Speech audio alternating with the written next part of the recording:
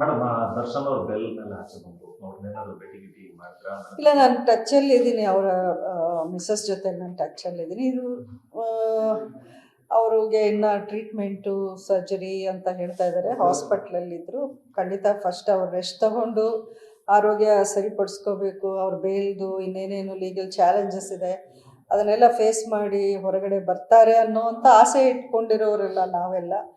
So ಅದೆಲ್ಲ ಆಗಲಿ. ಆ ಇನ್ಸಿಡೆಂಟ್ ಆದ್ಮೇಲೆ ಸುದೀರ್ಘವಾಗಿ ಒಂದು ಎಕ್ಸೆಲ್ ಪೋಸ್ಟ್ ಮಾಡಿದ್ವಿ. ಹೌದು. ಈಗಾಗಿ ಬಹಳ ದಿನಗಳಾಗಿದೆ. ಈ ಸಂದರ್ಭಕ್ಕೆ ಏನ್ ಹೇಳ್ತೀರಿ ಮೇಡಮ್? ಆಗ ಪೋಸ್ಟ್ ಮಾಡಿರೋದು ಇವಾಗ ಅಂದರೆ ಏನು ಅಂದ್ರೆ ಅಂದರೆ ನನ್ನ ಸ್ಟ್ಯಾಂಡ್ ಏನು ಅಂತ ನಾನು ಸ್ಪಷ್ಟವಾಗಿ ಹೇಳಿದ್ದೀನಿ ಅದರಲ್ಲಿ. ಡೆಫಿನೆಟ್ಲಿ ನಮ್ಮ ಸಂಬಂಧ ಏನಿದೆ, ನಮ್ಮ ಈಕ್ವೇಷನ್ ಏನಿದೆ ಅದು ಹಾಗೆ ಉಳಿಯುತ್ತೆ. ನನ್ನ ಲೈಫ್ ಇರೋವರೆಗೂ ದರ್ಶನ್ ನನ್ನ ಮಗನೇ. ಏನಿದ್ರು ಒಳ್ಳೇದಾಗಬೇಕು, ಎಲ್ಲ ನಿಜಾಂಶ ಏನು ಅಂತ ಹೊರಗೆ ಬರಬೇಕು, ಅವರು ನಿರಪರಾಧಿ ಅಂತ ಸಾಬೀತಾಗಬೇಕು ಅನ್ನೋದು ನನ್ನ ಆಸೆ. ಅದು ನಿಮ್ಗೆ ಯಾವ ರೀತಿ ಹೋಪ್ ಇದೆ ಮೇಡಮ್? ಖಂಡಿತ ಇದೆ ಹೋಪ್. ಈಗ ಬೇಲಲ್ಲಿ ಇಂಟ್ರಿಮ್ ಬೇಲೆ, but is come out on bale. ಮುಂದಿನ ದಿನಗಳಲ್ಲಿ ಅವರ ಪರ ಲಾಯರ್ಸ್ ಯಾರಿದ್ದಾರೆ ಖಂಡಿತ ಆ ಒಂದು ನಿಜಾಂಶ ಏನು ಅನ್ನೋದನ್ನು ಪ್ರೂವ್ ಮಾಡ್ತಾರೆ ಅನ್ನೋ ನಂಬಿಕೆ ಅಂತೂ ಇದೆ ನನಗೆ.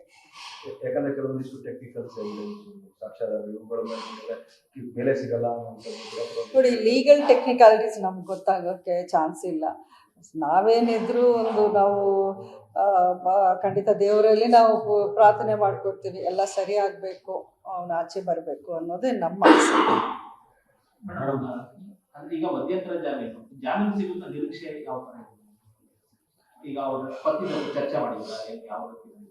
ಅಲ್ಲ, ನಾನು ಹೇಳಿದ್ನಲ್ಲ, ಲೀಗಲಿ ತುಂಬ ಡೀಪಾಗಿ ನಮ್ಗೆ ಗೊತ್ತಾಗೋದು ಇಲ್ಲ. ಅವರು ಪತ್ನಿ ಎಲ್ಲ ರೀತಿ ಎಫರ್ಟು ಅವ್ರು ಹಾಕ್ತಾ ಇದ್ದಾರೆ, ಅವ್ರು ಓಡಾಡ್ತಾ ಇದ್ದಾರೆ, ಎಲ್ಲನೂ ಮಾಡ್ತಾ ಇದ್ದಾರೆ ಅಂತ ನೀವೆಲ್ಲರೂ ನೋಡ್ತಾ ಇದ್ದೀರಾ.